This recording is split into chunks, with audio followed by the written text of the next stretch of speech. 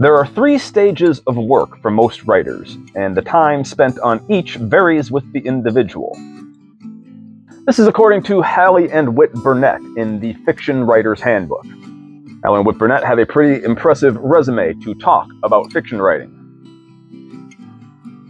So what are these 3 stages of writing work, and how can we use this to help us plan our own projects and think about the way that we should approach writing? First, there is the gathering of material, the daydreaming and contemplation of an idea that has taken root in the imagination. This is sometimes a waiting period in which the subjects that will assemble and become fictional substance develop an energy of their own. The theme develops in the writer's mind, and characters take the shape and physical reality they will have in a story or novel, although at this stage some are more clearly seen than others. This period is long or short, depending on the method of work or the complexity of the idea. In other words, the first stage of writing is pre-writing. And yes, even pantsers, even writers who fly by the seat of their pants, just sit down and go to work, are still doing some form of pre-writing, even if that's just generating the idea in their brain. The idea comes from them and they sit down and they go for it. Other writers, it's think about the idea, process the idea, clarify the concept, think about all the characters that can populate it, the various conflicts that can go, what kind of subplots could intertwine with that, what kind of world does all of this take place in, and they plot out all the various ideas, and then they kind of bring them in together into some sort of structure. That's the deep plotter. And then, of course, there's a wide range in between of the people who just go by the seat of their pants and people who plot every single thing out before they start writing. Most of us writers probably do some kind of variation of both. But no matter what, you're still doing something involved with your story prior to starting that story. Clarify in your mind what kind of pre-writing process works best for you. And if you can't clarify in your mind, if you don't have enough experience at this, try different kinds of pre-writing. All of us want to just sit down and let the story pour from our minds. People who cut down on plotting writers, on writers who are the more architect variety as opposed to the gardener variety, they tend to think that any kind of pre-writing whatsoever is going to hamper the creative process, and that's simply not true. Oftentimes when we sit down with thinking that we're going to tell something brilliant, we may get off to a brilliant start, but we tend to meander shortly therein, and oftentimes those works don't get finished. This is not just for me. A lot of my students, a lot of other writers that I've known have gone through this as well. Some writers are great at discovery writing. I myself really like to do it for short stories, for shorter works. It's absolutely my preferred method. Just come up with an idea. Oh, that would be really cool. Sit down and write that idea. And sometimes it turns out well, and sometimes it turns out poorly, and sometimes it turns out into something that may not be great at first, but I can salvage. But it's always a good experience to do. But whenever I've tried to do this for longer work, it has not worked out for me. It's always turned into something that either got so convoluted that I couldn't make sense of it, I couldn't even finish it, or if I did finish it, it wasn't really salvageable. I've done this for, say, NaNoWriMo in the past. And so for me, my process, it depends on what I'm doing, depends on what work I'm working on. But if it's something longer, I do a lot more pre-writing work for it. And pre-writing often involves writing, where you're actually scribbling down your ideas. You're actually breaking down different possible ways that a plot could go, different possible motivations that a character could have. People who think that you shouldn't do this think that you should have all this stuff in your mind somehow, or it should all magically appear to you when you're writing. And sometimes it does work that way, and it's great when it does, but it doesn't always. Try things out. Test things out. I give you guys all sorts of different pre-writing ideas on this channel. So go look at some of my other videos on brainstorming, on concept development, on story structure, and see if it helps you out. See what works for you. Come up with your own thing and see what works for you. But you're going to have to do some kind of pre-writing, so don't ignore this step. However short or long it takes, figure out what's the best for you for what kind of project you're trying to do. One process may not work the same for every project. As I said, I write novels very differently than I write short stories. And I tend to write plays and screenplays a little differently than either of those as well. And I'm going to start about comic scripting. That's a completely different thing, even though a lot of the rules do transfer over. A lot of the ideas do transfer over from fiction. The second stage is the actual writing. And some writers do prefer to sit down at their typewriters when the feel of a story, but sometimes little else, is there. True it is that once a story or novel is underway, the writing time shortens and the periods of indecision decrease. Apparently, there is only one right way to do a thing if only it can be found, and the better the focus, the clearer becomes our direction. One right way to do a thing doesn't mean one right way for everybody to do a thing all the time, even for one writer to do a thing all the time. There are many different ways to go about this, but if you want to write, talked about this in my last video or a couple videos ago, you gotta work. You gotta do something, right? You gotta do something to create it. So once you've done all the pre-writing work, don't get too caught up in the pre-writing work. If you find yourself caught in plotting, in planning, in laying out all the things that your story could be, and you're spending months or years in that process, and you never actually sit down and write out once upon a time, or whatever your opening line is gonna be, your story's never gonna get done. It's never going to get told. You're going to have a whole bunch of what ifs and what could have beens in your mind that never come to fruition. Believe me, I know this pain too. All writers find delight in the surprises characters or plots spring on them from time to time. The original plot outline may still be followed, but it is only the hack writer who cannot see beyond a prearranged scheme. The important thing for a writer is to lose himself in the story at every stage of development, and to remain immersed until the end in the pleasures of his creation. So we're all aiming for that flow state, aren't we? We all want that Zen experience of being truly in the moment of writing. But that rarely comes for a lot of us, rarely comes for me anyway, and a lot of the writers I've taught and a lot of the writers I've talked to, by simply just sitting down and waiting for the inspiration or the flow state to arrive. You actually have to work your way into it. Maybe you don't. Maybe you're one of the lucky ones, but many people do. If you are having difficulty finding that flow state, realize that you have to start work out of that flow state. Just like an athlete has to start by warming up when they're still cold, a writer might have to start by warming up before they can get into flow and lose themselves into the full commitment of the project. But once you do, getting to the end can be easier than you think, especially if you did the proper pre-writing work for you and your story. The third stage is the rewriting or self-editing or simply reworking, which may take as long or 10 times as long as the first and second stages together. Sometimes, after the first quick but concentrated writing is done, it is better to put the work aside for a time.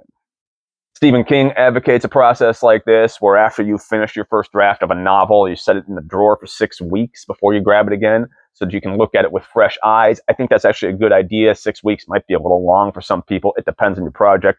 Remember, King is writing 800-page novels, whereas you might be writing a 150-page novel or a 100-page screenplay or a 50-page short story, and you might not need to set it aside for 6 weeks. But setting it aside for a little while and then looking at it again with fresh eyes or fresher eyes is going to help you get a bit more objectivity on the story and will help you come back to revision and editing with a sharper eye and a clearer focus. And this is an absolutely necessary, crucial step. Writing is rewriting, period. Coming up with the initial idea, whatever your process is, whether you're outlining or whether you're writing an initial draft, which, by the way, if you just start with an initial draft, that initial draft is your outline. So the distinction between the plotting and pantsing variety of writers is not as clear a line in the sand as many people think it is. It is much more blurred, because when you are creating something at the start of it, you are always rough. It's always going to be simply an idea that you're trying to flesh out and take shape. It always needs work afterwards, unless you are one of those very rare type of writers who spend so much time in the pre-writing process that by the time you come to write, you are choosing every single word with such care that very little rewriting needs to be done. But I don't know very many writers personally who go through that process. I think Somerset Maugham did something like that. James Joyce did something like that, but I don't know any writers of that stripe. Most of us, we got to get through our drafts first before we realize what's right and wrong about them, and before we can fix them and make them stronger and more readable. So, post-writing. Basically, it's the same ideas as film: pre-production, production, post-production. Pre-writing, writing, post-writing. All three stages are absolutely crucial for a writer, unless you're just trying to tell a story for yourself and you don't want it to share with anyone else. But if you want it to go out into the world in any way, whether you're publishing it for money or you're just trying to put it out in front of people's eyes just to share your story with the world, you want to make it the best story that you can, right? You want to put your best foot forward. And so you got to take all three of these stages into account and give them all your utmost focus and energy. When is the best time to begin once the original thought has come upon us? Think, daydream, ponder for a time, but not too long. Put down a note in a journal. Direct the subconscious to fasten on any reference to the subject from any source. Never let the idea escape completely from your mind. So when you're doing this pre-writing process, that's the time when you're doing research, when you're thinking through all the different things that you could possibly put into your story, when you are going out into the world and gathering experience to bring back to your writing, as well as reading on your own to inspire your own creativity. Continuing performance is absolutely essential, allowing respite for those periods when the brain is depleted from its labor. But each of us knows, after a fashion, how best we will produce our most satisfactory work, and that, more often than not, regularity does matter. So you don't need to write every day.